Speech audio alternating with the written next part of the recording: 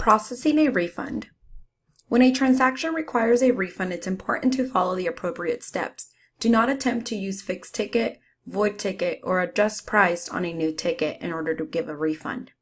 When a refund is processed correctly, you will not be short or over at the end of the night during your closing process, and you will have refund history for every transaction and all of your clients.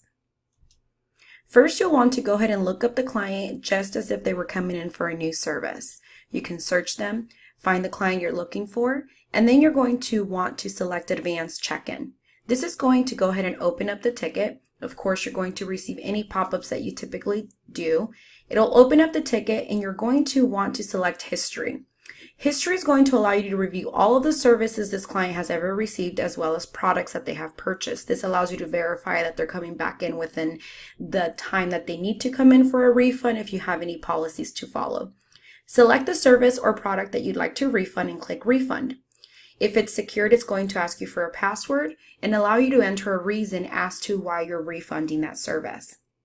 Once you press OK, it'll save that as a ticket note and show you how much money to return.